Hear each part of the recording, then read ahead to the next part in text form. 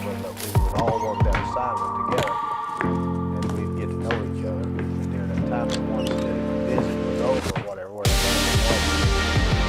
on to the next place, or go back to our offices and resume. So you didn't get a chance to befriend anybody? Well, really? you talk about, well, you did if you were assigned to the same offices as them, or the same, like, detail. But you would get acquainted with them. But they didn't give you a chance to become buddy-buddy, I guess, right? I mean, wouldn't that be part of work? I mean, you'd show up there, you would fly in like the day Well, before a visit, and then you would be involved in like meetings and things together, and then, but all of us were trained the same way, so we all knew how to work together. So he, got a chance to go to Mar-a-Lago, and there was 3, I guess, security guards or whatever behind me while I ate. And so after it was over, you know me, next thing I know, I'm talking to this guy. He says, yeah, I said, my cousin used to be with the Secret Service, and he said, what's his name? I said, Tim Gobble. And he said, oh, I know Tim. And I said, well, I'll tell him you said hey. And he said, well, he won't remember me. And I said, sure he will. He said, no, he won't remember me. But his name was Steve Hines. And I do remember him. He's from Chicago. He was a really nice guy. Yeah, he was. I always liked him. And we had, I don't remember any particular assignments that we had together, but I remember knowing him and working with him and liking him. He's a good fella. So he's still there, still working. Now, when you say like, isn't it funny how you just like some people? Yeah. And other people. Well, Why some is people that? are more likable than others, I guess. Why is that? I don't know. Maybe it's personality. But it's true, right? Well, some people I think you just naturally hit it off with. Somebody I might like, you might not like. Yeah, I guess. Yeah, and that's the thing too. See, yeah, you and I like each other, and there may be somebody like you, but not and I particularly like that me. guy. And, yeah, I liked him. Yeah, yeah. He was a nice guy. Yeah. But some of it's the role you play too. I mean, there's probably people that don't like him. There's just like there's people that don't like me, and I'm sure there's people that don't like you. Sure. And some of it has to do with the role that you've had to play. You may have had to been their supervisor, and cause them to work an assignment that maybe they didn't want to work or something like that. Principal at the school, or it could be a number of things. But so who knows? I remember I got a paddling in 4th grade by this principal, and I never did like him. You know, so maybe it wasn't him, maybe it was me. Do you remember? Did you ever have Ron Hill, Pastor Hill? He's preached over at East Cleveland over there. Yeah, he was in Cleveland Middle School at one time. Man, I liked him. I did too. I really liked him, but he gave me the hardest paddling I've ever had. He had a paddle about this long. It had holes drilled in it, and for some reason, I think it was a spitball. We were throwing spitballs, me and other boys. I think we'd been warned. And he called us again. At middle school, you mean Cleveland Junior High? Cleveland Junior High at the time, yeah. It's now Cleveland Middle. But Dee Frisbee. I remember it to this day. Yeah, Dee Frisbee was the principal. Now, I think that guy later, didn't he run for city council or something? I think he might have. I don't know. I know he pastored a church over in East Cleveland somewhere. And I've run into him several times back when I was sheriff and different things. Not anything bad, obviously, but just see him around town. And anyway, we were friends. I think he was on the city planning commission. Okay. That's what you were with you on there? Yeah. And he wrote I think later he went to work for Lee College. Possibly, I think that's what it was. Yeah. Yeah, may have been. But I like him. Yeah. And I guess he's still around. I'm not sure. I think he was. I think so. Yeah. So it's been a while since I've seen him. So, you know, was you in the Secret Service before you was in the Treasury, or was it TBI first? The Secret Service, when I first joined, was part of the United States Treasury Department. That's where it was created. It was created in 1865. Right. Incidentally, what's unusual is on the day that President Lincoln was assassinated. See, there wasn't Secret Service protection at that point. there was a lone Washington, D.C. police officer that had been assigned to guard his booth while he was at the play at Ford's Theater. While he he had was stepped shot, away for a few minutes while for he some was reason. shot by Booth. Booth, yeah, guard the booth, shot by Booth. Coincidence, I guess some sort of coincidence, at least in names. Yeah. But anyway, but on that very day, Lincoln had signed the orders to create the Secret Service for the sole purpose of suppressing counterfeit money, because after the Civil War, as much as 1/3 to 1/2, if I recall my numbers right, currency in circulation was counterfeit, and it was undermining the fledgling economy of the nation at that time because people couldn't rely on the value of the currency. So Lincoln was trying to stop that, and they created this federal police force, Secret Service, to stop that. But it wasn't until, I believe it was 1905, after the assassination of McKinley, and several presidents had been assassinated, that the Secret Service picked up protecting presidents and vice presidents, the president. So they still do investigation of counterfeit currency, but they've added in a whole lot of more presidential protection, a whole lot more. Everything gets bigger. It does, grows. All over time. good ideas become big. And some of it's necessary. Sure, yeah. I mean, if Especially the presidents Secret were Service. safe, if they were safe and could do their job without the threat of bodily injury or harm, you wouldn't need the Secret Service. Well, can you imagine living during that time, and the president got assassinated, and you couldn't count on somebody say, "Oh, I'll buy this from you. Here's some money." They'd say, "Is that real money or not?" I'd say, "Well, I don't know. Yeah. He gave it to me." It wouldn't be good for any. Or you trade, buy yeah. something and say, "Oh, I bought this. I gave it to him." And banks at the time were chartered. A lot of different banks were chartered to print their own money. There wasn't a centralized printing like now the United States government through the Bureau of Engraving and Printing. And I've been in a room there. Part of our training, they teach you how to determine what's counterfeit and what's genuine. And they take you over to that Bureau of Engraving and Printing. You see the whole process and how they do the printing. And then they take you up to Dalton, Massachusetts at the Crane paper mill that makes the paper for currency exclusively for the United States government. It's got certain features in it. But I've been in a room full of just stacks of money, millions and millions of dollars over there. It's kind of impressive to see. Was that real money or fake money? No, it's all real. What do they do with the fake money?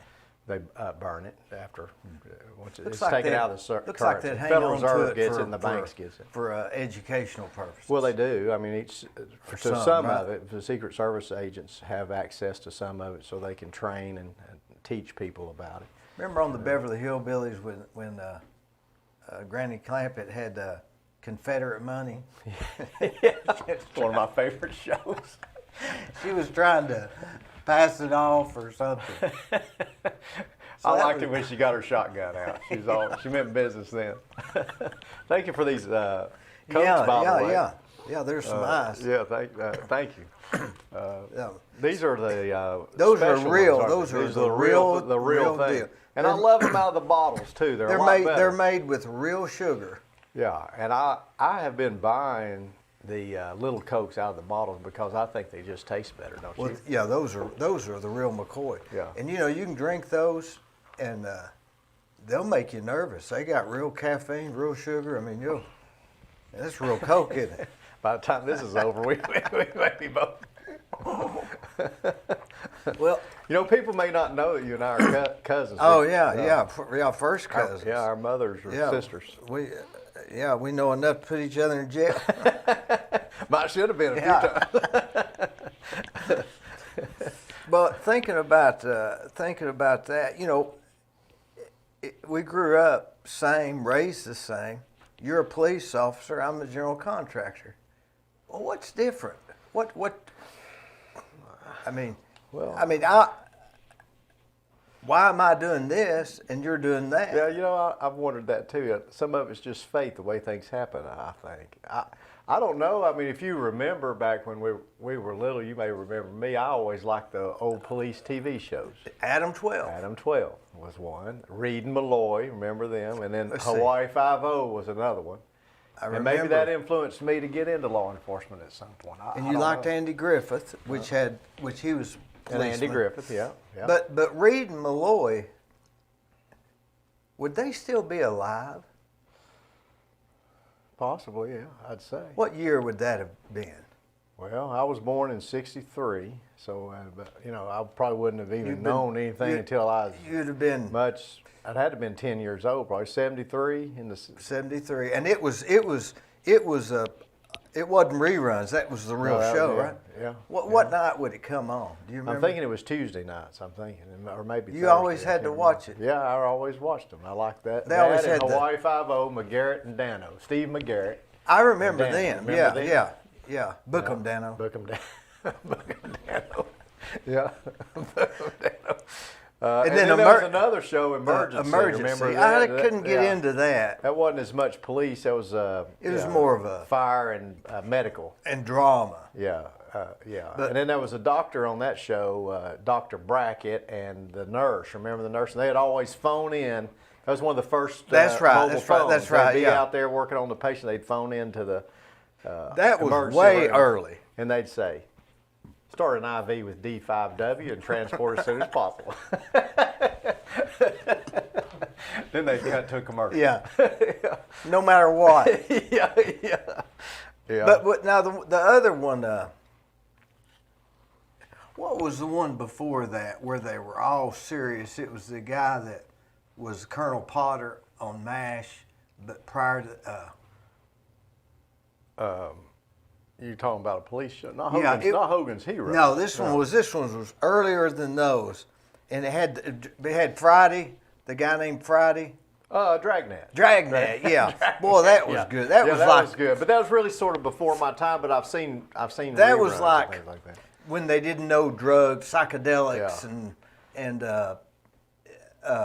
he would always give them the speech. Yeah. Give them the speech. Yeah. And then at the end, the guy would realize he was wrong and change his ways. Yeah, they had real good music, like the real. And it always said, "Just the facts, man."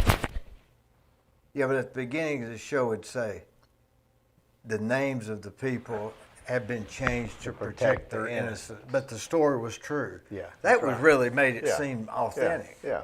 So then later, it was the stories were true. They just not changed the names. And then later came Adam 12. I think so. Yeah. I bet nobody remembers Adam 12. Yeah, I don't know. And there was another police show too called The Rookies. Remember that one? That came later. Later on, yeah. That was later on. But I don't know. Maybe that's one thing that influenced me to get into law enforcement at some point, or wanted to. And I started with the Cleveland Police Department in '87 as a reserve. But you had already been. No, I remember you called me from Al Gore's house. Maybe, yeah. You said I'm watching a squirrel up in the tree. I remember you said there was a squirrel at the tree. About the only thing going on at that point. Yeah. I don't remember calling, but that time. But I know we talked a lot during that time. But I'm going to say that's where. But that was out of high school. Out of college. Well, no, out of college. So I graduated from high school here in '82, and then fall of '82 went to Lipscomb in Nashville. And you were up there at some point. There were different church events and different things up there. So I remember that. And then in '86, I stayed around after I graduated in '86 from college. Stayed around Nashville for a little while, and then ended up back here when Christy and I got engaged. And I worked for the Cleveland Police Department. Oh, that's prior to going. Oh, okay. Yeah. I remember that. Yeah. And then the Secret Service hired me in March of 1989, and I was with them until 2004. 89 to 2004? Mm-hmm. Yep. 15 years. So, but there wasn't boy, that's a long time. Yeah. I went in under the first President Bush, 41, George Herbert Walker Bush, and then Bush, Clinton, and then Bush. And then I was out in Had 2004. you met all those presidents? Yes, yeah, I met them all. I liked them all actually. They're Everybody- all the ones that served while I was in the Secret Service. Which And was have then been Bush, Clinton, and Bush, and then also former presidents. Secret Service Bush one, Clinton, and Bush, and then who else? Well, that was after Bush was president after I was out of the Secret Service. Okay. I never actually protected Obama after that, but I was very familiar with how the presidency and the vice presidency operated and all behind the scenes. And then former presidents, Carter, Reagan, Ford, not Nixon, and I was never around Nixon. So you were around Ford? Yeah. As a former president, when he was a former president. There's a business relationship with them. I mean, in terms of you're there to do a job, you're not there to be their friend, so to speak. But there is interaction at times, and I found them all to be just pretty decent human beings. Good. When you're around them, do you say, "Aha, that's why they're president"? Well, they're all very driven people, I found. I mean, they're focused on the job. I mean, you have to be because of the nature. I mean, I think it's the hardest job in the world. Sure, yeah. Although George Bush, 41, said he thought the hardest job in all of public service was county sheriff. So I was county sheriff at one time. So, I'd say that would be a harder job. That and a preacher. preacher's like being in an elective office. You can't please everybody. Yeah, plus you're not there for a certain time. At least with elected office, you got 4 years till the next term. Yeah, at least. Yeah. Preacher, I guess. You'd have to start agreeing with everybody, wouldn't you? To stay. Yeah. We've got us a good preacher down at East Brainerd. I go to church at East Brainerd Church of Christ now. What's his name? Chris Barnett. He's really good. He's one of the best preachers I have ever heard in terms I've of... never met a Barnett I didn't like. Yeah. Think about it. I don't think I have A either. Barnett. Yeah. I've known several. Yeah. Where's he from? Well, I think he's from North Georgia originally, but we had heard about him and how good he was, and we wanted to see about that. And of course, I think he's very good, and I'd encourage people to come. Of course, preachers up here too are good too, but it's a bigger church down there. They got a lot of resources, and they're able to do a lot of things down We'll there. give So this it's good guy to a be couple part of it. years, and everybody will be mad at him. He's been there. Well, he's actually been there 10 years. 10 10 years. years, which is a long time really for a preacher. Yeah. But I don't know of anybody that's mad at him right now. 10 years. That's... Yeah. Do you think he was always wanting to be a preacher? I don't know, but he grew up in Ringo. Do you remember where? You remember C.J. Scott Griffith's dad. What was his name? I know about C.G. C.G. Griffith. Remember, there's a church in Fort Oglethorpe, I believe, is where Chris Barnett grew up. Oh, so that's So there's some connections there. because Fort Oglethorpe you could walk to Ringo. Yeah, Remember Bob Brandy? I do remember. He was from Ringo. Yeah, watched him on TV. TV, and there was a horse. What was the name of the horse? Rebel. You got a good memory. I got a good You memory. dude. When it comes to TV. And his wife's name was Ingrid. Okay, see, I don't remember. What about Shock Theater? You remember that, don't you? Remember coming over? Yeah, you do, because So Shock me, Theater, you, but and Tony, and all of us would come over, and at 11 o'clock on Saturday night, we'd watch Shock Theater. Theater. And I'd always start getting sleepy, and you and Tony never got sleepy. Tony does now, doesn't he? Yeah. See, what was that guy's Y'all name? just try to stay up all night, and I all never night. could stay up all Why night. do we always want to stay up I all don't night? know. What's the I big couldn't deal about understand that? it because I wanted to go to sleep. I remember Tony got out there one night and he was starting to get sleepy, so he started shooting the basketball, so he wouldn't go to sleep.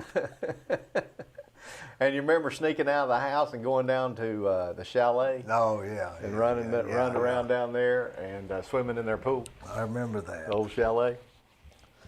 But going back to what we say, well, yeah, all those shows you mentioned were a policeman in everything. It was some kind of a saving thing, wasn't it?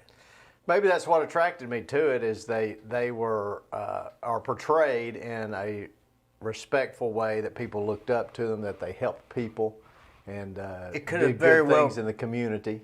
It could have been a doctor. Could have been, yeah. It just happened to be those shows, maybe. Yeah. Well, But- I think they have things that happen that were kind of exciting to people. It's not an everyday thing. People like to hear about it. It made it for a good TV show. Well, maybe it was where you saw appreciation, that people got respect. They say people will do what they think people respect in life. If they see maybe that's part a of it. teacher or a preacher or whatever. Yeah. Maybe. So I don't know. I don't know what you never really know. I don't guess what causes you to do certain things. But you've been very successful in your chosen field, and you help people. In fact, I live in a house that you built. That's right. You and your team that's right. built.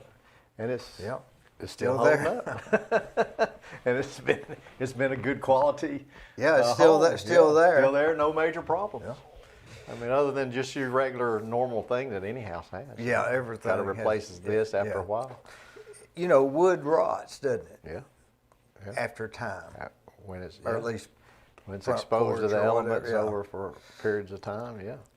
Now, which president would you say that you met that you thought, man, me and that guy could have gone and got a cup of coffee and been fine? Well, really, all of them had their, human points that you liked and respect. But just to be honest with you, Bill Clinton probably, he was really a likable individual in terms of just sitting down and talking with him, and you could talk with him, and he would make you think that you and him had been friends forever, and that you knew each other just very well. Well, now that must have been a gift he had, because I've heard that from other people. Yeah, and he was a very intelligent person, but he was able to relate to the average everyday person. Without, I can tell some people trying to relate to me, and I can tell it's just they're not good at it. Yeah. So he was pretty good at it. He was very good at it, and but it was genuine too. It wasn't fake in my view. And in fact, have you ever heard of this guy named Ron Kessler? He writes a lot of books, and he's on Newsmax, the TV show. Is that the guy that does the body language stuff? I'm not sure. Like shaking, how you shake hands and stuff? He's written a lot of books on government agencies and anything. Anyway, he wrote a book called Inside the Secret Service, and I was at home on a Sunday afternoon. This was after I was out of the Secret Service, and Christy came in and said, "There's a guy from Washington on the phone would like to speak to you." And I got on the phone and Thought it was just wanting to sell you a car warranty. he introduced himself. I'd kind of known who Ron Kessler was, and he explained what he was doing. He's writing a book about the Secret Service, and he was looking for former agents and stories or information about the Secret Service that would help him in his book. And he said, what I'm actually looking for is some like negative story or something on presidents. And specifically, he was at the point in the book where he was trying to find something on Bill Clinton. And I told him that, that wasn't my style in terms of I wouldn't relate a negative story about anybody that I had protected. I said, but I will tell you something that I think's good and positive about Bill Clinton, if you care to hear it. And he said, well, okay, tell me. And he said, I might use it. I don't know. And I told him about a time when we were out in Hot Springs, Arkansas. Bill Clinton had gone out there for some sort of high school reunion or something while he was president. And my particular assignment that day was, on that event, was to help secure the floors of the hotel in which he was staying. Anytime a president stays in a hotel, the Secret Service secures really the whole place, but specifically the floor that the presidential suite is on or where he's going to be staying, floor above it and the floor below it, 360-degree protection, make sure we know who's in those rooms and what they are, and then it's all swept for bombs, explosives, listening devices,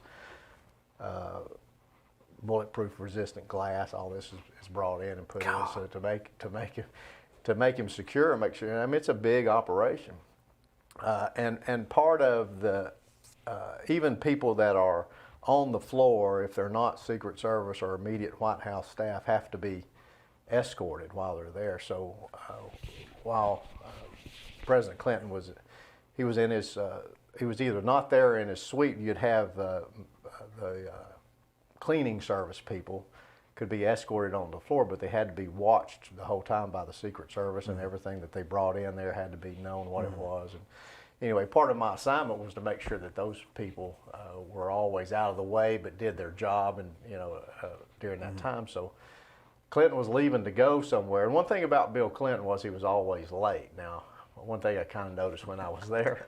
The Democrats always run a little late, and the Republicans are right on time. Isn't they that follow funny? the schedule a little bit better, yeah. But the Democrats run a little, so. Or at least those Democrats. Those did. But anyway, so it was about, he was late leaving his suite. He was going to walk down the corridor of the hallway of the hotel room, go down an elevator, a freight elevator, down to the underground parking in the motorcade, and go to his event. Well, there was two. They came over the radio and said the president was about to be moving to the motorcade, clear the hallways, sterilize the hallways. That means get everybody out of there that's not supposed to be there. Well, those two cleaning ladies, I said, okay, ladies, it's time to. They're African Americans. I said, it's time to go. I said, the president's about to move. We need to clear out. So they said, okay. They said, hey, and I'd kind of befriended them a little bit. They said, we've never seen a president before, and even though they had, they said, you think there's anywhere we could stand to see just a glimpse of him as he came? And I said, you know what? There was a big T, the hallway T down. His suite was here. He'd come down. He'd walk down this way, and then there was a hallway here. I said, if you go down here all the way down, I said, I'll stand right with you. And I said, as he crosses that hallway down there, just that little opening, I said, there'll be people all around him. I said, you might get a glimpse of that white hair as he comes by. And they said, okay, good, we'd like to see him. So they went down there all the way down that end of the hallway, and I was standing right there with them. And it became later and later. He was late again, so he was late going where he was going to go according to the schedule. Yeah. But finally, about 30 minutes late, he moved. He came out of his suite and was coming down, and he went down there. And as he walked past that little opening, he looked down there as he walked past, and he saw those two ladies, and they waved at him. And he stopped in his tracks, and he walked all the way down that hallway, those two ladies, and he stood there, and he carried those two ladies, the detail around him, and me, the Secret Service agents around.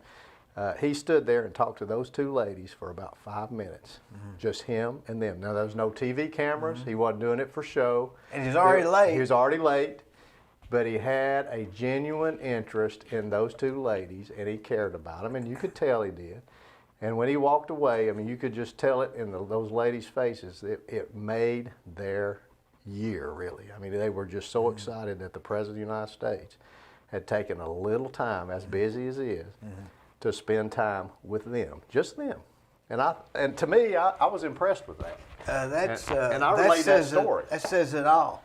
It does, and I relayed that story to Ron Kessler, and he included it in his book. Is that right? It's actually in his book, yeah. And my name's does it say? mentioned in it. Is that right? Yeah, It's Inside the Secret Service by Ron Kessler. I may read that. Yeah, it's a good book. I mean, he found some negative stories toward the Secret Service. It's not all, and it's not all particularly just wonderful, but overall, it's a pretty good read, I think. If you'd have stayed there, what would have happened by now? I'd probably be retired by now. Most of the people that I worked with are gone. They've all retired. You think it's all pretty well the same? Yeah, I mean, I think, as time goes, I mean, there's more and more things that they have to do to counter the latest threat or the latest technology, but overall, the protection is still very good and very much the same, I'd say. I mean, they're not looking for somebody shooting a cannon at them like they would have when Lincoln was there. Now it's... Yeah. Well, it can be radiation, biological, nuclear, all kinds of different sound. things. Yeah. Aren't they doing some high frequency sound? So they have to guard against all that, all kinds of listening devices and everything. So they've got to be up to date on all the latest technology. Wonder who keeps them up to date. Well, there's just the United States government apparatus and what they know, and then the intelligence communities are good at it. Like when we'd go overseas as Secret Service agents, we'd be briefed on the latest intelligence in these countries and the threat levels and things like that. So we knew different things to be on the lookout for. I was with President Bush 41 on the lead up and run up to the Gulf War. I was on assignments with him. And I remember one time we were at what's called the Kuba Palace in Egypt. He'd gone over there previously. He's going to have Thanksgiving with the troops and the lead up to the Gulf War. The war hadn't actually started yet, but there was some intelligence that they were thinking there could be an attack on this meeting between President Bush and Hosni Mubarak, who was the president of Egypt at the time. And I remember getting those briefings about the possibility of that and how the threat level was so high. We were all ready, and there was also Egyptian troops involved, Secret Service, American military, and all. But of course, the attack never came. But they were ready for it, and the word later was that the host country was Egypt, and maybe some special ops folks from our military, who knows, were able to thwart some of that attack in advance, take care of it in advance, but just to make sure that this meeting went smoothly between those two. But where I was, there was never any action, but we were ready for it if there was. It was all based on intelligence. Would you have to jump in front of the president if he was going to get shot? Yeah. How did you? They trained you to do it. But did they tell you had to raise your right hand and say, "I will jump in front of the president"? Well, not exactly, but you take an oath. You take an oath to protect the Constitution of the United States and from all enemies, foreign and domestic, like you hear all the time. But it doesn't say, "I'll jump in front of a bullet." Not exactly, but I mean, you're not that I recall anyway. But it was through your training. It was you were expected to give your life in exchange for theirs if it was necessary. Now, if you try to do everything you can to prevent that from ever happening. Couldn't reach it. The best, yeah. Couldn't reach it. or be, yeah. There's a joke, somebody might be bending over to tie their shoe, right at the right time. But no, I mean, but that no, Secret Service agents take their job seriously, and they do a good job. I mean, You think if something would have happened, your training would have. What kind of training would they give you? It's repetitive in a lot of ways, and the reason it's repetitive is because you react in an emergency situation as you've been trained for in advance. And they've got this big facility outside of Washington, D.C., very similar to what people know about what the FBI has in Quantico. It's the Secret Service in Beltsville, Maryland, where they have these entire mock-up of city blocks and streets and all put together in motorcades, actual motorcades, and they run scenarios where they have people, actors, they've got Hollywood-style explosives people that will come in and set up explosives, and there's gunfire, and it shoots actual projectiles, but it's like simunitions type stuff. It's not actual black bullets because they're shooting at you. But you can get hit with these things, and it gets you used to being around gunfire and explosives and things, so that and how to react with that and not duck behind the nearest thing if you're right around the president. Now, somebody's got to go to the problem, obviously, and stop it, because if you don't stop it, it's following you, it's coming after you. So depending on your assignment and your role, one might be to cover and evacuate the president and get him out of there, and part of that is making yourself a shield between him and whatever danger is, and then part of your role might be to go after the problem and stop the problem. And you wouldn't know which one you're going to be because where you're at. Well, it can depend on your assignment, whatever your assignment is, or where the threat comes from. So you've got to react appropriately in all those situations. Was this training like 3-day seminar, or was it? No, it was intense. It was intense. Some people refer to it as boot camp with better pay. But really, your whole first year on the job as a Secret Service agent is training, and then after that, there's periods of training in-service training even after that. And then if you're assigned to a presidential or vice presidential detail, then there's you go through different shifts. It's 24 hours. They have what they call you got the 3 regular shifts and then a 4th shift, what they call training shift, which for 2 weeks you spend in training or updating your skills, shooting and things. Yeah, I got very good at shooting weapons. I was, I'd never really been growing up around guns much or anything like that, but they trained me how to do it. I became an expert, really. They tell you close one eye. Well, I mean, they give you the right sight picture and then just and on a variety of weapons. Yeah. Why do people close one eye when they shoot? Well, you got a dominant eye, and it just helps to get that sight picture for some people, and then some people don't. Some people will just be able to do it with one. I tend to close one. But how do you know it's your left eye? That's just the way they say it's your dominant eye. You kind of, that's just the way I am. I don't know. But that's the way they did it on Adam 12. Yeah, that's why Steve McGarrett and Reed Malloy did it. So anyway, I mean, but it was a good experience. But the downside to it is, and you'll hear this from even current agents today, it's not very conducive to family life in many ways. And it's the Secret Service, they own you, really. I mean, you were subject to deployment anywhere in the world on a moment's notice, anywhere in the country on a moment's notice. I've been to every state but Alaska. Somehow I missed Alaska and the whole thing. Even on a refueling stop, we never stopped when we were flying in Alaska. And I think I've been in like 30-something foreign countries at some point or another during that time. And so it was a lot of travel. Checking under desk. Yeah, I mean, a lot of it's routine and can be boring, but you train for the times that it's not. But overall, I found there were really good people in the Secret Service. I mean, these are good people. I enjoy getting to know them and from all different places around the country. But they don't look at counterfeit money. They do, yeah. They that is their job. Do. That's part of it. Yeah. When you're not on a protection assignment, you're doing investigations and. Part of that is they still investigate counterfeit money and financial crimes and other things. So there's people out there now still trying to fake a dollar bill, even as complicated as they've even got them now with the strip and they've made it harder to counterfeit over time because with those additional security features. But there's still some people that are out trying to do it. And you still got the old dollars out in circulation. Yeah, but they come out after so long. When it goes through the system, the Federal Reserve System, they pull the old ones out and put new ones in.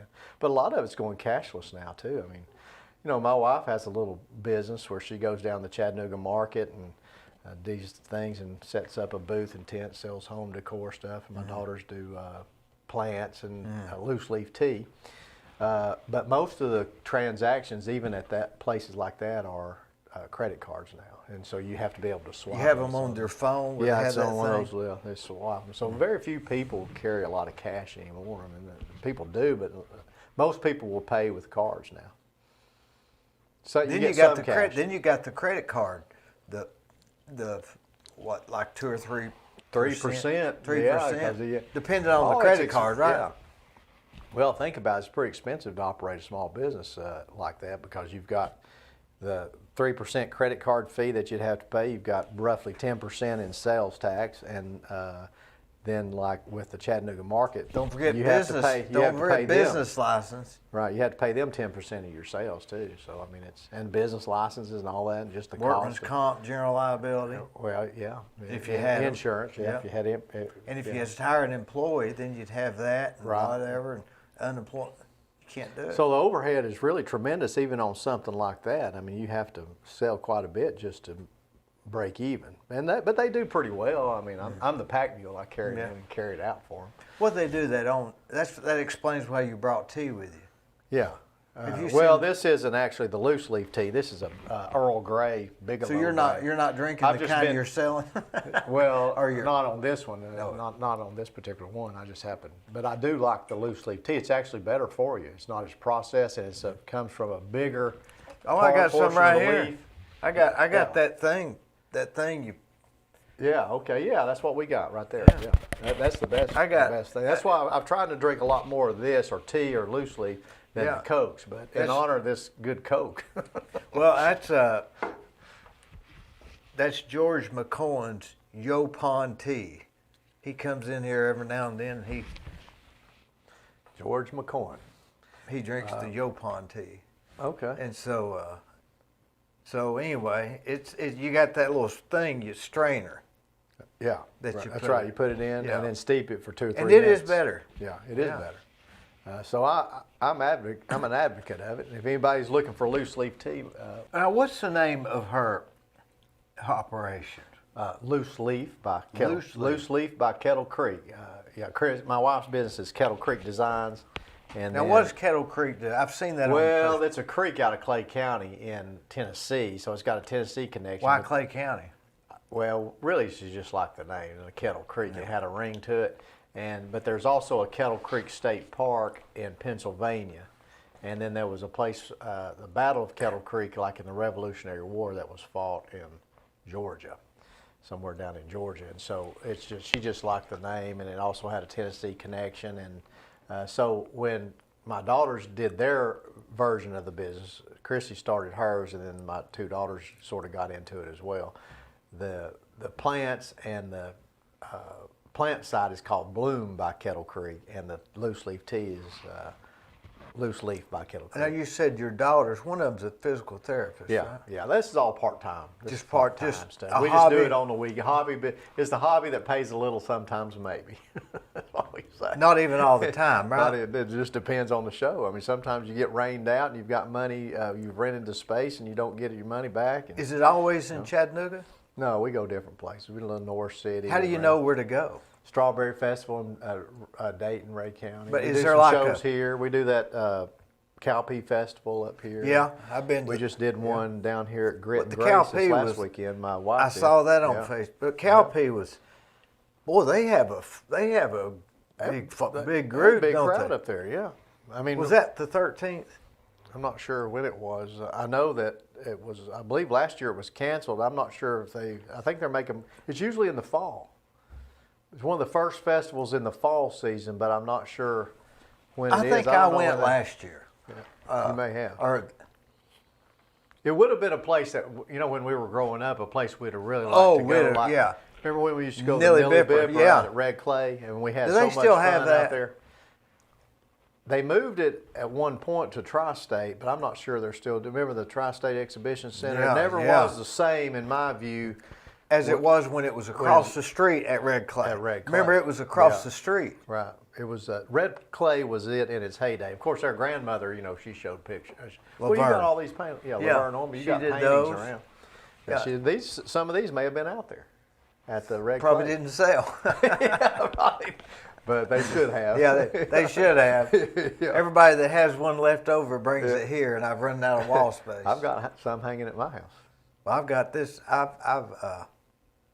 This is the Laverne Slaughter Gallery. Yeah, art gallery. So I've got them posted. But yeah, the Nilly Bipper. But we had a guy on here a few weeks ago. He was a real Elmer Earls. He's a hippie. Yeah. And boy, he's got a following. It's unbelievable. Yeah, I watched some of that episode. I gotta go back and finish it. But he is so interesting. Y'all talked about the bamboo curtain things. Is that the one? Yeah, bamboo. Yeah. But he goes to these festivals that are more hippie oriented, I guess. Yeah. But how does she know where to go to these things? They're like she just researches and looks at the one. We hardly ever will do a first year show because first year shows just aren't established, and they generally, doesn't mean they won't, but they generally don't draw a big crowd. It takes a while for people to get used to that show and to draw a crowd. And she tries to go to shows that have pretty big crowds because she'll do pretty well the bigger crowds. You got more of an audience. So this is like the Nilly Bipper. It is, but where we really like to go is the Chattanooga Market down at the Horizon Pavilion, First Tennessee Pavilion, right there next to Finley Stadium. Yeah, I've been there. That is a good market for people to go to. It's open air. It's open air. It's under this big pavilion. Yeah. And right now good parking. Good parking, but they've started charging a little for parking, but it's not that much. But used to there was no charge for parking. Why they start charging for I parking? don't know. Just like everything else, I guess. Somebody realized they can make a little money off of it. I don't know. So does Chattanooga market every weekend? During the season, next weekend is the first weekend of the season. It'll basically run through second or third weekend. So December. she'll be there every weekend? No, she doesn't do it every weekend because How it's come? just too much, really. Because you got to make.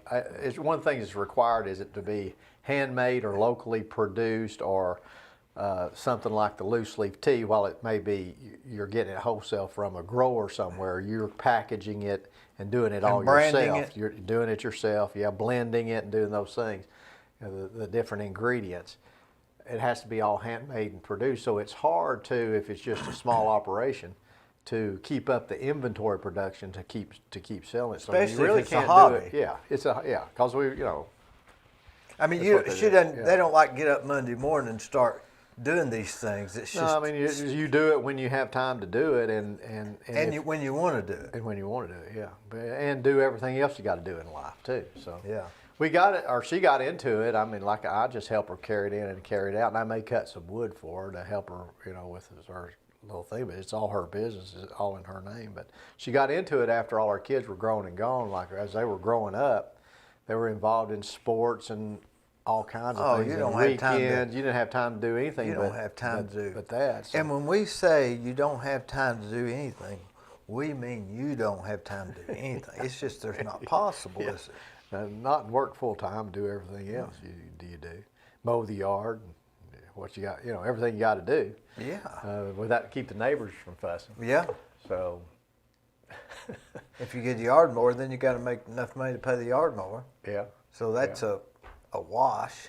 So once they were all gone and out of school and out of sports and all that, we were just like, okay, well, what can we do that kind of be, and we just enjoy it. Number one, it gives us time to spend together, one, and number two, it's just fun atmosphere to be around. So what do you and it pays a little money. On these weekends, does it on Friday, Saturday, and Sunday, or just Saturday and Sunday? Depends on the shows. Some shows are Friday and Saturday. Some shows are Saturday, Sunday. Some shows are just Saturday.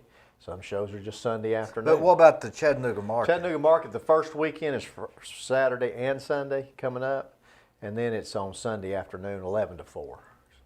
That's where it is. So it's ever Saturday and Sunday? Through the season, yeah. Through the it season. does move indoors to the Chattanooga Convention Center right after Thanksgiving. They take a break for Thanksgiving, then it goes indoors for Christmas shopping indoors down there. So that's when she sells a lot of stuff is right there. People are buying for the holidays. So she just like takes her stock and goes down there and sets it up just like you would any craft show or whatever. Mm-hmm. Yep. And somebody says, I'll buy this, and she swipes her credit card. And Yep. you know what you need is to have one of those places, a gift wrapping place. That way you can say, we don't sell the stuff, but we'll gift wrap it for you. Yeah, it's a good idea. Yeah. There you go. Yeah. Instead of selling it, just wrap it. Just wrap it. Yeah. Yeah. Charge, how much good- you charge? good point. I charge $3. Yeah. But it wouldn't be a. You learn, the one thing I remember, probably the reason you got into this business is because remember growing up, you liked Monopoly. I You like playing Monopoly, yeah. And that may have, buying and selling real estate and building houses and hotels may have influenced you to get into what you have. It may have. Because you kept wanting to always play Monopoly all night long. Yeah. And I'd be ready to go to sleep. And so what they do is the government just brings more money in now instead of hands everybody more money so we can keep playing. Do you think there's a problem? Do you think what's the national debt? Is it a problem or is it not a problem? This has been going on since the dawn of time. That's what I was It's just interested in your thoughts. there's nothing new happening. If you think there's something new happening, watch Barney Miller. Well, I always go back the to old Bible shows. says there's nothing new under the sun. Solomon says nothing new under the sun, Right. and he's right. Yeah. So no, there's There's been some form or fashion of it. Though. what you're talking about is that anyway, where they're that I forget what they're called, but no, We have to have things go up. That's the only reason. That's the only way that the poor can get ahead is to have inflation. Real estate goes up in value. I mean, of course, they have to have real estate, but it has to go up in value. So, then they have equity. Otherwise, they had to save equity, and you can't save equity. You can't make enough money to save. What are you going to save? $2? I've been pleased at least what they show that my house has increased in value over the last 20 years. And most of it's been the last 4 months. Yeah, it shot up if you believe Zillow. I don't know if you believe that. Well, real estate will go up 2% a year. And when it doesn't go up for 5 years, you're getting ready to have a period of 10%. So what we're doing now is we're seeing where it was supposed to be had it not been suppressed. So it's accelerating. It's just catching up to what it's going to do anyhow. And that's my opinion. That and 89 cents will buy you a Gatorade, I guess. So well, I wonder though. I mean,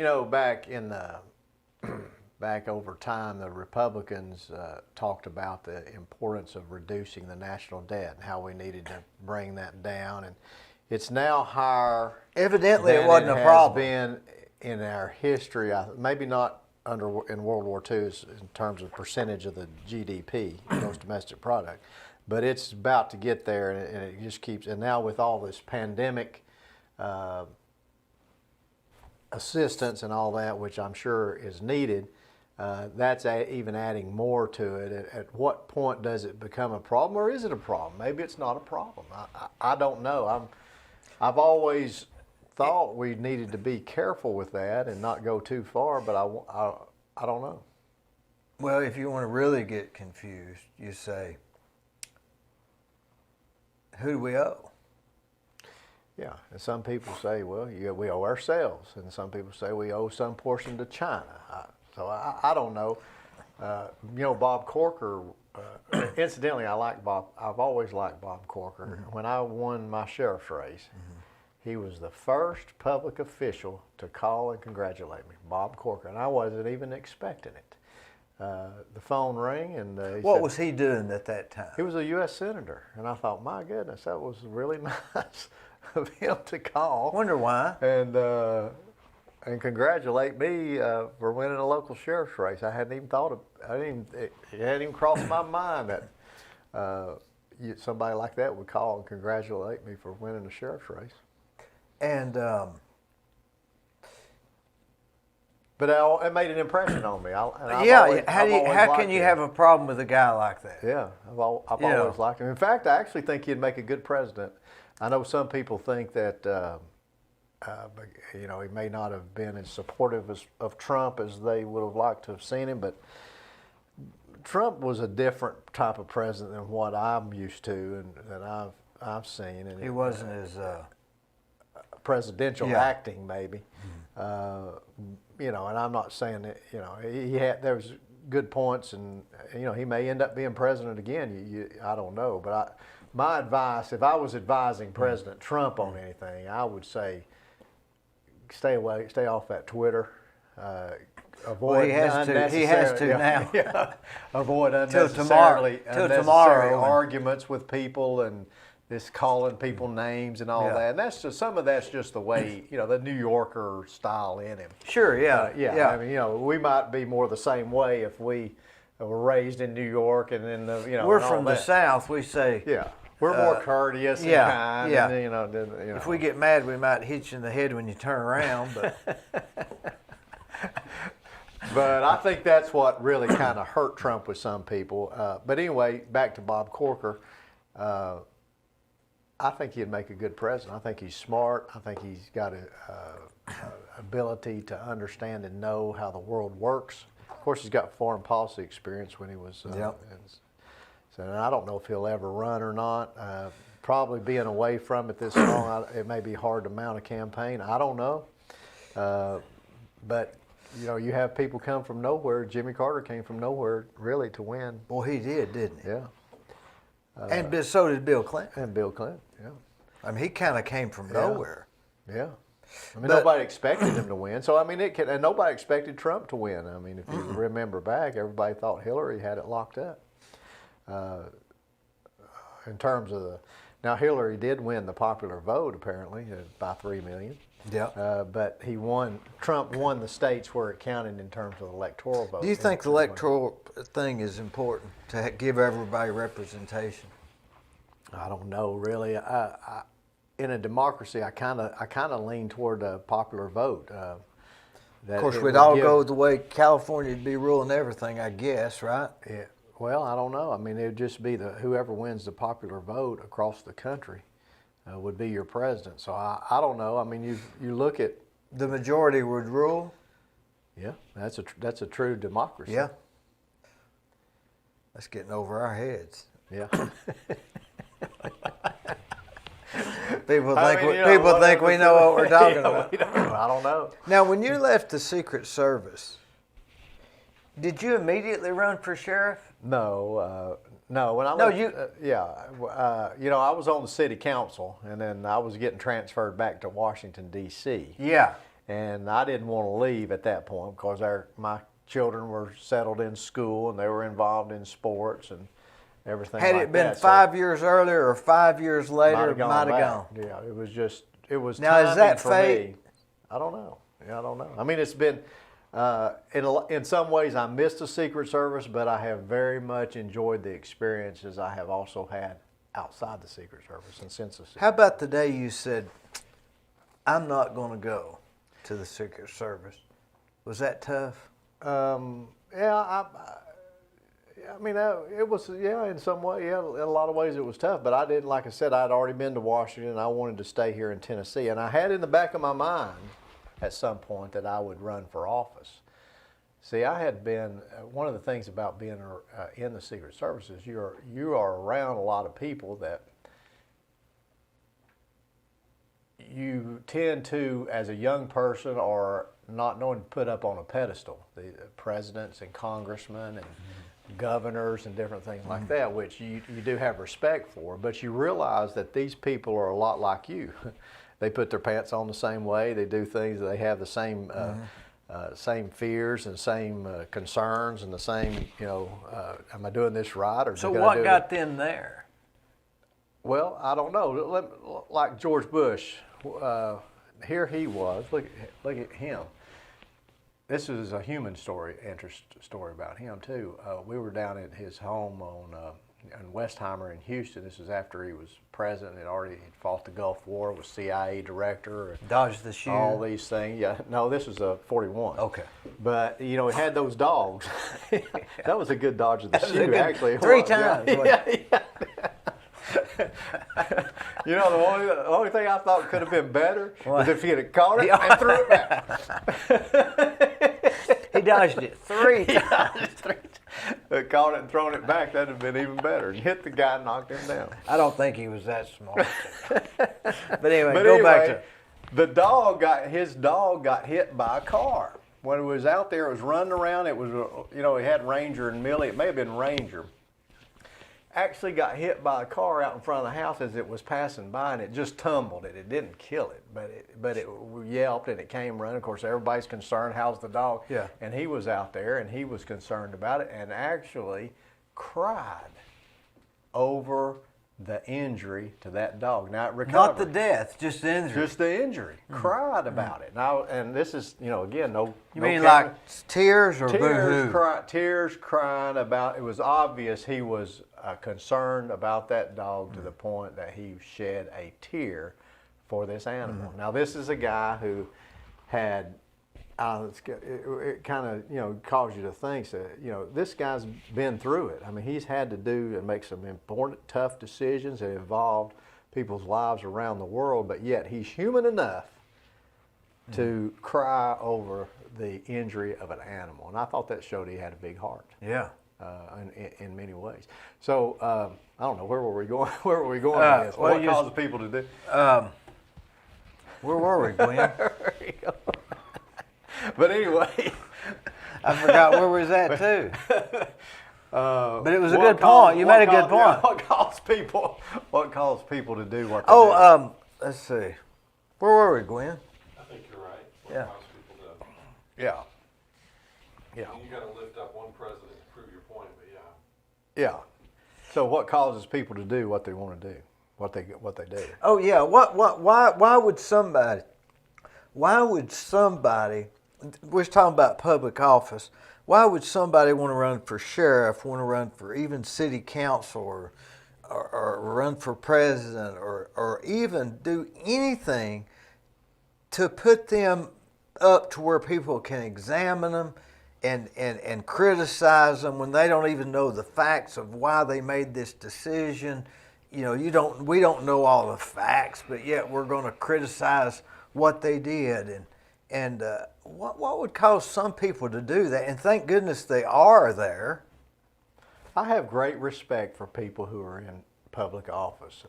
Part of the reason is because I know what they go through into some level. Now, I've just been in public office on the local level, and that's bad enough. But when you get into the state and the national level and all that, I mean, it's tough. And people do, like you say, criticize and complain and gripe about things they really don't have a real knowledge No clue. of.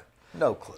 So I've been hesitant. I've always said, like even in my current role on the parole board, until you have actually sat in that hearing and listened to all sides of the issue or whatever, or the questions, and heard from support and opposition and public officials and the person themselves, and looked at the whole case. And when don't be critical of the decision that's made until you have been able to do that. And then if now, you've when done you that, say then sit you can on the be board, critical. you mean sit in the room? Being on the parole board, which we've skipped a lot of time frame there, but yeah, let's say that. Or let's just say city council or anything. Yeah, anything. City council. I mean, we say, well, we read in the paper, say so and so voted this way. You say, oh, that dummy. Yeah. Who knows? You're not sitting there listening to all the facts, Right. all the stuff. So I think as we get older, we learn to be less critical of other people's decisions, even though they seem crazy. I'm less critical today of people than I was when I was younger, and I think that's a good thing. And I'm more open to diversity in many ways than I was when I was younger. Diversity of thought, diversity of opinion, and because I have, and some of it's been because of the jobs I've been in, the travel that I've done. And just knowing that there's oftentimes more than one way of looking at a problem or an issue, a different perspective. And I think it's important that people realize that and know and not be too critical of decision makers, because they've got to balance and weigh a lot of competing interests when they're trying to make a decision on these things, whether it's the planning commission or the city council or the county sheriff. Yeah, are they voting for the will of the people or the greater of the community? There's always been an argument there. Which is it? We're a representative democracy. In other words, we elect these people that we trust, supposedly, to go, and because we don't have time to look at every issue ourselves and make a decision. We've got to get the kids to soccer or t-ball or practice or whatever, or work a job. We elect these people to go and study and look at the issues and learn about it, and then make a decision on our behalf that they think is in the interest of the best interest of the public at large. Not necessarily me as an individual, but in the best interest of the public at large. That's what we have here. And so that's a lot of times I look at the news, say, well, I used to get upset about stuff that I thought going on. And I finally said, hey, I voted for this guy or that guy. They've gone in this position now. I'm just going to trust that they're doing the right thing, and I'm going to go back. I don't lay the ceramic tile. I hire a tile guy. I don't question every move. He knows what he's doing. I've got you to. Got to. I can't. Yeah, you can't do it all yourself. I can't go. Right. Refine my own gasoline oil to make my gasoline. Right. We have to leave stuff with people. And to what extent, I guess we just so we don't worry about what. So what you're saying is right. Is we're what do you call it? A representative democracy. Representative democracy. Yeah. So just let those guys handle it. Yeah, that's say good luck, man. And if they really mess up or really bad, then you've got the option to vote against them in the next election. Look at it a month for the time. Yeah. Something like that. Yeah. But now going back to when you said, okay, I'm not gonna go to Washington. I'm gonna stay here. Oh, that's where we were talking how about that. how big a decision was that? Well, I mean, I took a pay cut initially to do it. To do what were you going to do stay then? Here. Well, I had in my mind that I'd run for office. I had always wanted. Yeah, that's what I was saying. I guess that we got sidetracked. Is I had Yeah. seen how these people these people are. That's where it's they're not at. that much different than me in terms of just a human being and a president. You could be a successful president of the United States because you have an apparatus around you. Let's say Dee Burris is elected to be president of the United States. If you could do that, if you could get enough people to vote for you and put your name, I have every confidence that you would be a successful president because you are of average intelligence. You're smart enough. You're a successful man. You've got a reasonable education. You treat people well. You're fair. You're honest. All those things. You would have an apparatus around you that feeds you that necessary information and stuff that you would need to make a decision and operate. Then you've got people out there that you can delegate. It'd be like a contractor building a house on a different level, but it's government. It's all the related. same. It It operates in many ways the same. You got an organization there, so you could be successful. And they come with you, say, "Okay, we've got this problem, Mr. President. Here's the issues. Here's the problems. You can ask questions. Here's some solutions we propose. A, B, C, D.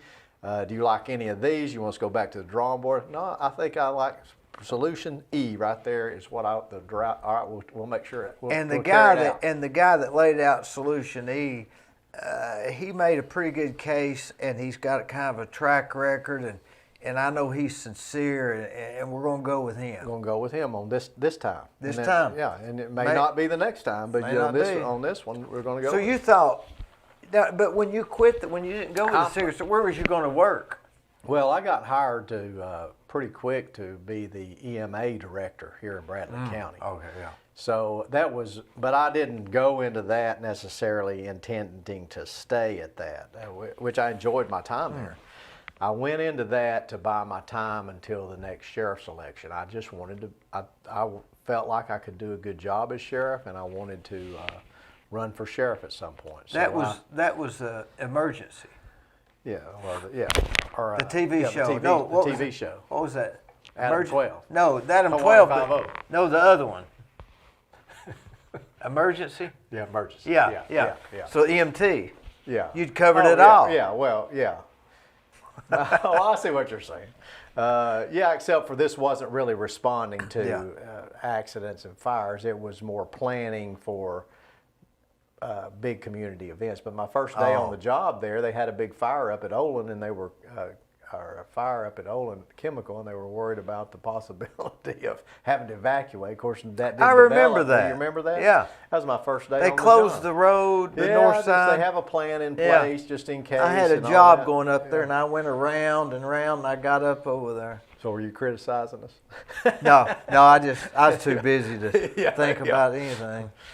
But anyway, so I wanted to run for sheriff, and I just have always somehow at some point looking back, I developed an interest in being in elective office, and really I miss being in elective office now in many ways, and think in the back of my mind maybe one day, and I don't know for what or when or where, I may run again for elective office because it's not for the sake of running for office. It's because in a position like that, you have the ability to affect people for good in many ways. And I really enjoyed my time as sheriff. Had Zach Wamp not retired as congressman, and I probably, looking back, to be honest with you, made a kind of a hasty decision to run for an open seat in Congress and not run for sheriff. I could have run for both because they were both up at the same time, but I felt like that people would be critical of running for two offices at the same time, that I needed to pick one or the other. And because I had served in Washington and had seen how Washington works and how, I just felt like that I could make a good difference up there in many ways. And so I ran for that office when he vacated. I didn't want to run against Zach Wamp. It had been difficult. But when it was an open seat, I threw my hat in that ring and jumped in the race. Well, there were 12 other people that jumped in the race too. And it was 13 county district. And while I was well known in Bradley County and maybe Hamilton County to some degree, I wasn't well known anywhere else. And I won Bradley County running for Congress as the sitting sheriff. I won Bradley County, but if you recall, Robin Smith, who had been chairwoman of the Republican Party across the state, she won Hamilton County. She's from Hamilton County. And then Chuck Fleischman, who actually won the congressional race, won enough of a portion of Hamilton County and the rest of all those counties. I came in third overall, but won Bradley County. The two most populous counties in the race, in the congressional race in the 3rd district then, were Hamilton and Bradley. Of course, Hamilton's a lot bigger than Bradley, but at the time, but we're growing. But I won Bradley, Robin Smith won Hamilton County, and then Chuck won every other county, and enough votes in Hamilton and I guess Bradley to put him in as the 3rd district congressman. And that's where he's at now. He's been at now. It's very difficult under our system that we've got to beat an incumbent congressman. It's just very difficult. So I wanted to run when it was an open seat. I really kind of... So running against Fleischman now is like, no, it's too difficult. I think it is. I mean, and I like Chuck, and he's doing a good job. But the reason and we came out of that race, even though we were in the race together and we were competitors, we're friends. I mean, I like Chuck, and he's doing a good. I wouldn't want to run against him. Now Fleischman, he is a nice guy. He is. I met him a couple of. I got my picture taken with me and him and Eddie Dyer. Remember, you know Eddie. I like Eddie. Yeah. Eddie's a good friend of mine. In fact, we had lunch the other day. I had lunch with him today. Okay. At Panera Bread. We went to Burger King. Which day? Probably Tuesday or Wednesday of last week. Well, we go after church, and went to Panera Bread. Boy, they were slow over there. God, I guess they can't get any help. But probably tough right now. Yeah, I guess so. But me and Eddie had our picture taken with Fleischman.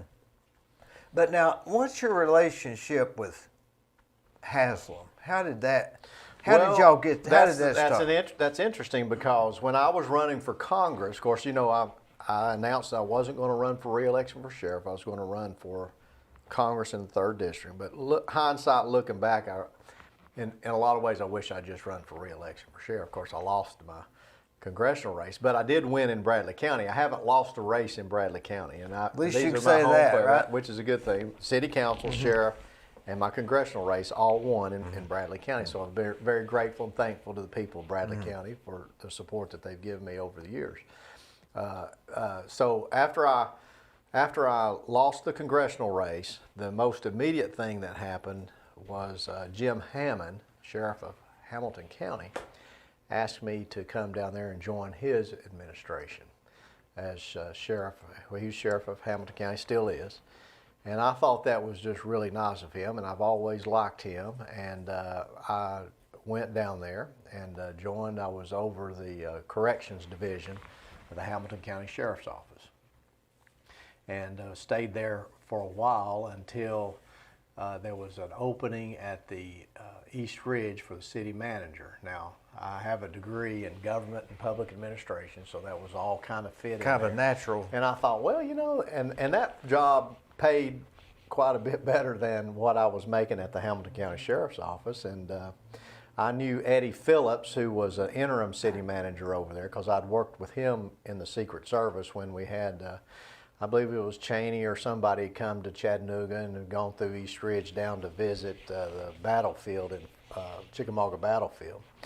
And Eddie Phillips was the police chief in East Ridge, but had gone on to be the interim city manager when they were looking for another city manager down there at the time, but he wasn't going to serve full time in that position. It was interim. And I got to talking to him, and he kind of encouraged me to apply for that open city manager seat, and I was kind of interested in it because I thought it'd be challenging, good work, and I did, and I ended up getting the job. And that was a good time, and we did a lot of good in East Ridge. In fact, all that Exit 1 development through there, that was done while I was city manager. Brent Lambert was mayor, and we had several city councilmen that supported that effort, and John Anderson, who was the Chattanooga lawyer, but he was also served as the city attorney for the city of East Ridge. He's the one that really put us on. It's the Border Region Tourism Development Act that the state passed that allowed cities or municipalities or governments that bordered another state to designate an area that was a tourism development zone, because in order to try to encourage, to encourage businesses to locate in Tennessee as opposed to Georgia. There was some incentives through this act. There's incentives available, some tax rebate returns for the designated district. Any businesses in that district, the money on sales tax that was collected would first go to the state, and then the state would rebate it back to the municipality to use for the development of infrastructure and incentives and things like that. So we were able to get that designation for East Ridge during that time and use that money to attract that development and develop the roads and infrastructure. And now you look at what's happened around Exit 1 down there. Isn't that like they got a Starbucks there? And oh, they've got they've got that whole Bass Pro Shop. They've developed all that. They've redone that big group of that soccer stadium coming in. There's all kinds of hotels and restaurants, chicken. Starbucks, all those things. It's all done as a result of the efforts that we worked. And they're alcohol free, aren't they? Or Dry County? No, Dry City. Talking about how, East Ridge. I don't know. I think about some. I don't think so, unless they've changed it. I don't. They had some. Did you ever eat at that restaurant down there across from City Hall? They have it's like the old fort here, but what's the name? Armando's or. We did a job in East Ridge last year. There is an Armando's hamburger, but the one you're thinking of is I'm having another senior moment. I can't think of the name of it, but yes, I've eaten. What is the name of that place? Golly, I did a job down there last summer and ate there for 2 months. They were the last place to close for COVID. I ate there every day. What was the name? It was good. I can't remember. But it's a really good restaurant. Utopia? Well, that doesn't sound familiar. But anyway, I served as city manager down there for 2 years, and then they had an election, and new city council members came on. And unfortunately, East Ridge kind of has a little track record of every time they have an election, they get a new city manager, or they did up until this time. Most of their city managers just served about an average of 2 years, in which I was about average. So when the new council members came on, the balance of power, so to speak, shifted a little bit. And so they wanted to bring in another city manager. Hometown boy or something. I don't, so I was out and a new guy was in. So when I was out again, I went back with Sheriff Hammond. He immediately asked me to come back. In fact, Sheriff Hammond encouraged me to move to Chattanooga and run for sheriff when he when he decided to retire, of course. But I just felt like Bradley County was my home, and it's where I needed to stay. And he's retiring after this term, and there's his chief deputy now, which came in, and he's going to be running for sheriff, and there may be other people run. But I thought it was nice of him to encouraged me to do that, and I was honored that he did that at the time. And I just found him to be a very good person and a good Christian man, and I really enjoyed my time spent with him there. And he does a good job in my view. And he gets criticism like any sheriff does. Sure, it's tough, but in my view, the Hamilton County's got him a good sheriff there. So anyway, it was. I told him I'd come back, but I'd only do it on an interim basis again, and just kind of just see what is out there. And then unexpectedly, I received a phone call one evening at the house from Jeremy Harrell, and he was worked in Governor Haslam's office. And I think I started to say this, but I'd met Governor Haslam while I was running for Congress. He was running for governor, and I was running for Congress, and we were at some of the same events together. So you talk about fate and how things go. So Jeremy Harrell called and said, Governor Haslam is interested in, we need somebody on the parole board. We've got a vacancy, and we're looking for somebody specifically who has law enforcement, criminal justice background. Would you be interested in it? Well, I hadn't even thought about it. It hadn't even crossed my mind. I didn't know there was a no. Was everything going good down there? No problems? No problems, but I knew I didn't want it. It wasn't where I wanted to stay full time, but it was a good So opportunity. this call's out of the blue. Yeah, and I don't know how it originated or who put the idea in anybody's head, or if Governor Haslam just had that idea on his own, or somebody called him and said, "Hey, Tim Gobble's available. If you need somebody, you might." I don't know. You have no clue. I have no idea. Nobody ever said. And I told Jeremy I would be interested in it, and I was. After I thought about it and told him, and I was appointed to the parole board. I've been on the parole board for now 8 years. I was appointed to fulfill an unexpired term of a board member that had left, and then I was reappointed by Haslam to a full 6-year term. There's 6-year terms on the parole board. How did you know when you took it that he'd reappoint you for? I didn't. I didn't know that. I mean, and it's strictly the governor's prerogative. I mean, he can. So the governor appoints those. There are 7 board members across the state. And total 7. The whole state of Tennessee, 7 of them. 7. I'm sitting here with one of them. Yes. There's only 6 others. There's 6 others across the state.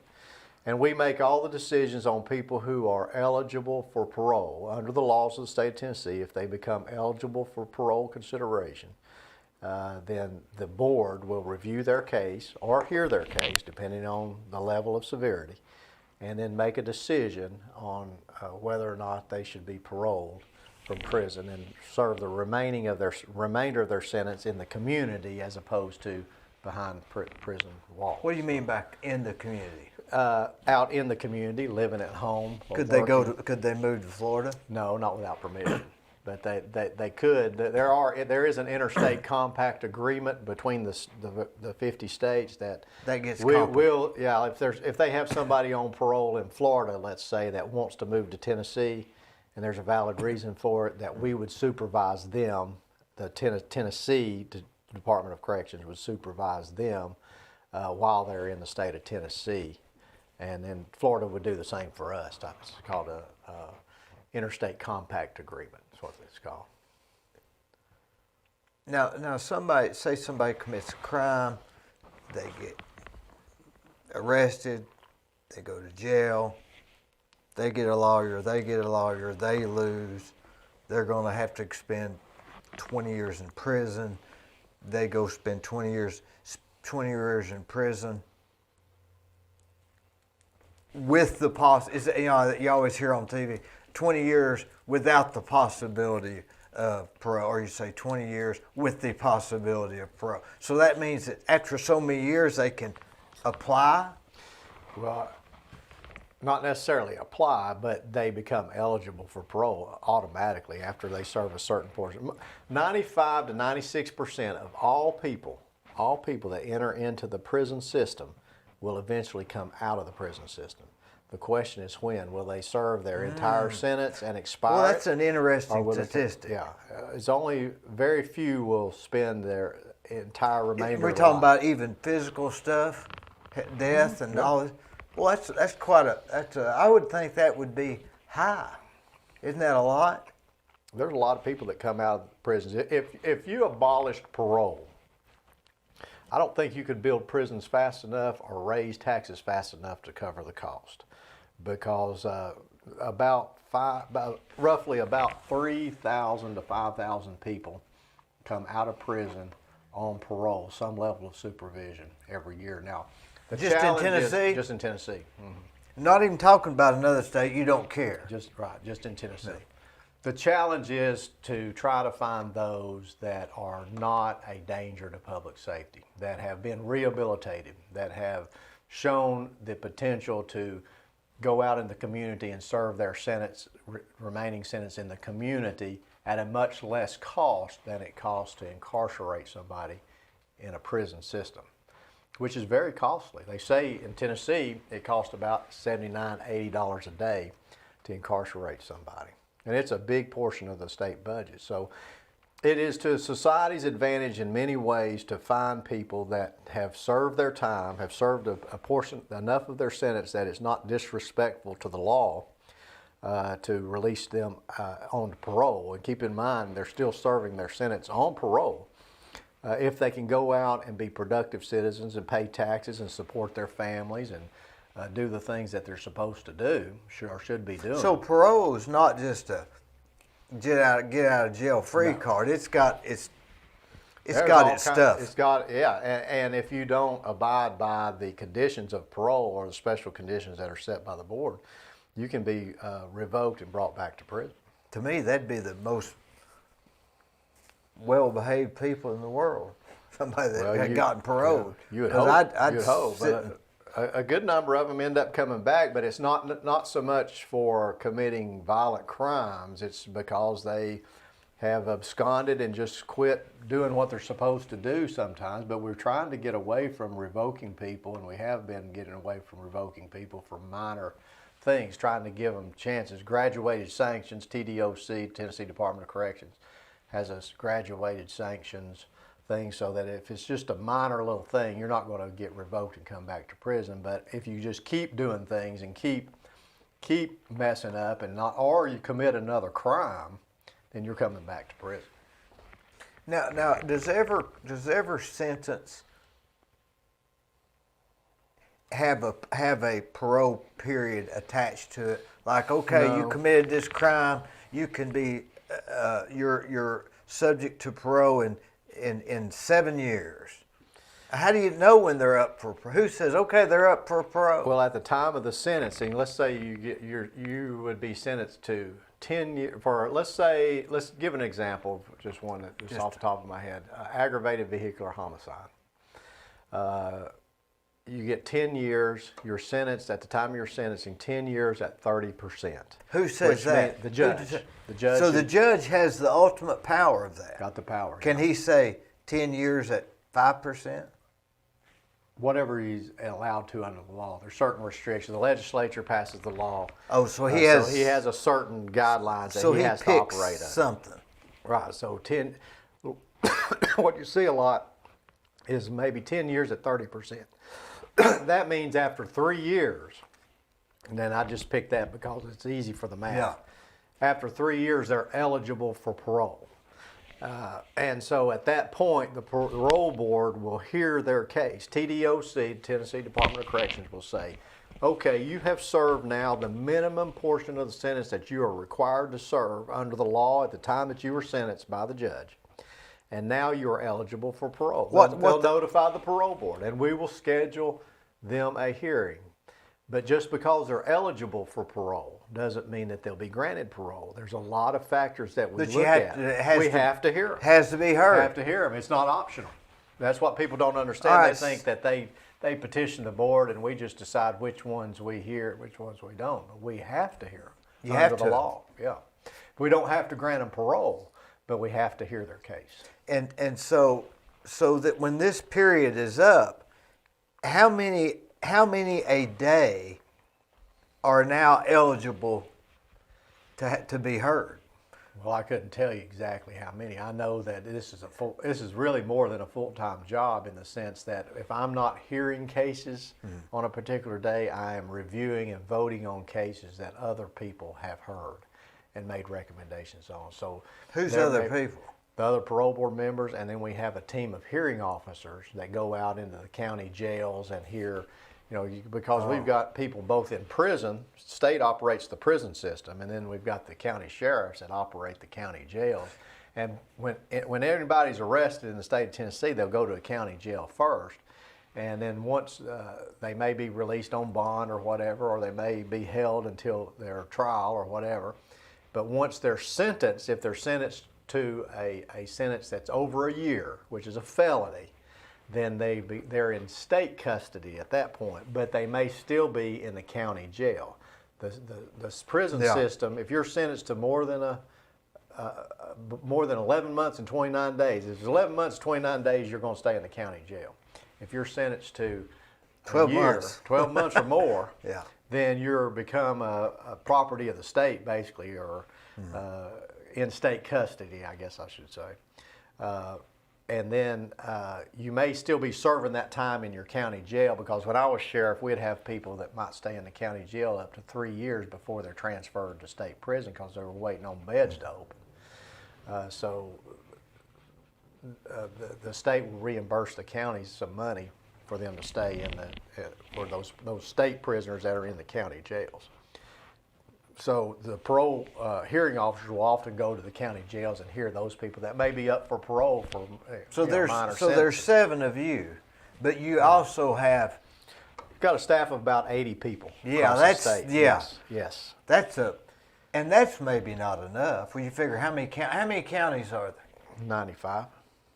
95 counties, and no, it's really not enough in the number That's of less people than that one we per hear. county. Really, I mean, we're really a very efficient agency and do a lot with the resources that we have, and we save the state a lot of money in the long run by identifying those who have been rehabilitated and that can go out and serve effectively in the community and at a much less cost. Because can you imagine if 3,000 to 5,000 people, let's say, don't go out on parole every year. You've got to house them and feed them somewhere. Well, one big prison might hold 1,000 to 2,000 people. So can you imagine the number of prisons we would have to have? It'd be exponential. Yeah, it'd just be huge. So it saves the state a lot of money in the long run. But the key is keeping those people who are dangerous locked up. There are some people who should not be paroled, and there are many people who should be paroled, but the dangerous ones, like Bill Lee says, let's be tough on crime but smart on crime, and I think he's right on that. So when you have all this, so y'all have like next week, will you have a vote? Will y'all vote on one that's been looked at? Yeah. How many will you vote on? Well, it can depend. Could It there be- depends on the day. would But there I be- mean, there's been some days when I may have to review 30, 40, or 50 cases. But reviewing's one thing. I mean, actual. Yeah. We vote on all of them. I mean, We but cast how a vote. how many of these meetings would you have a week? Well, you're talking about where we're actually conducting the hearing with No, it's the done one by, is the hearing what you call the vote. yeah. Well, no, the hearing is where we do it by video now. Used to, board members had to travel to each prison, but it's now by video teleconference, where I'm sitting in my office and I'm hooked in. It's just like me and you across the table. But before and other before people. COVID, which we assume Well, no, it'll. this was before COVID. Oh. We've gone to this system. Oh. Yeah, and that we've been working just like we have always, basically through COVID, except we haven't. So been you're doing- sitting at your office over here. right over here. Right. You have a curtain behind you. I have 2 flags behind me and a seal, and it looks real official and Wow. nice. I mean, yeah. This is because You'll think you're General Flynn. You know, he always says behind. Yeah. I mean, it's an official Yeah, proceeding. yeah. I mean, it is. And it's an official office. Oh yeah, and I mean, and they're weighty decisions in the sense that you directly affect, and in a way, it's Oh, I couldn't you imagine. directly affect people's lives. I mean, we're saying it in a joking manner, but this is huge. It's the next more important date than when people get sentenced. That's probably the worst. This is the next one. Yeah, I mean, people come, when they come up for parole, a lot of times they're nervous, and you might be, if you were in their shoes. So, I try to treat everybody with dignity and respect, and I also want to listen to those that may be victims that have input into these cases and take that into consideration. Prosecutors will come to the hearings often and have their input. There'll be different people will weigh in. Could family. could this parole person potential parolee have a lawyer? He can, yeah, if he wants to. It's not like in court where you're assigned a lawyer, but if you want to have a lawyer come and speak on your behalf, we allow that. We do. Can you tell in the faces of the ones that, I guess this is $1 million question, but can you kind of say, this guy really wants out, or this guy, it's just his time's up and he's. You can get a feel for a lot of people by talking to them and spending time, and not only that, you look at the file and what they've done, their record, their programs that they've taken, how they've acted and conducted themselves in prison, how they express themselves, the level of support that they have. A lot of different factors Their that you wives consider. still with them, etc. Yeah, we also have what's called a validated risk needs assessment that TDOC administers that has been helpful to us. Also, there's a drug and alcohol abuse assessment that's also administered by TDOC that is helpful. We also have the ability to have psychological examinations conducted of individuals that are up for parole. That's done through Vanderbilt Medical Center. Do these divisions sometimes recommend, or we recommend, or we don't recommend? Well, what we will ask for a lot of times is what do these professional evaluators think their propensity for future violence might be, or to reoffend in a certain way, or transition needs. Because that's the key. question. That's the real It's key. not whether they did it or didn't do it. That's not the issue. We're not retrying the case. We're not retrying. Right. I bet y'all say that 1,000 times a day. Yeah, probably do. We're not there to retry the case. We're there to look at their case because under the law they're eligible for parole consideration. Now, have you worked and are you a good candidate for parole? Have you rehabilitated yourself? Have you worked hard? Can you go out and be successful in the community? And I actively search for those people. And if I can find them and feel like that they can go out and do the right thing and not harm somebody else, I'll vote to parole them. But if I think that they're going to go out and commit more crimes or hurt somebody or go out and drive intoxicated and risk the public safety, then no, I won't vote to parole. But I vote to parole quite a number of people. Do you think from all this information that you're gathering, when you get ready to vote, do you feel pretty good about the vote? I do, yeah. I mean, it is a weighty decision, like you said, but I feel like we get the information that we need, the data and the evidence, to make an informed decision. Now, are we always right? No, we can make mistakes. We don't have a crystal ball where we can see the future, but more often than not, in my view, we're right. More often than not. Do you see how this is all connected? From Adam 12 to emergency. Everything you have actually now into a career that has boiled down what I think you were trying to do, which when I was 10 years old. Which was trying to help be of service to people. Well, I spent my career in public service in some way. Yeah. Yeah. I remember when you ran for school. Remember when you ran for school? Yeah, at student body president. Student body president, yeah. Against at Cleveland High School, and I barely lost that one actually, but I won when I was in college. I was student body president in college. Who was it you ran against? Stephen Bro. Remember Stephen Bro? Yeah. I remember you made us all wear those jackets. I had a campaign. You were on my campaign. I was on your campaign. I had to wear that jacket. Yeah. That might have been why you lost. Yeah, no.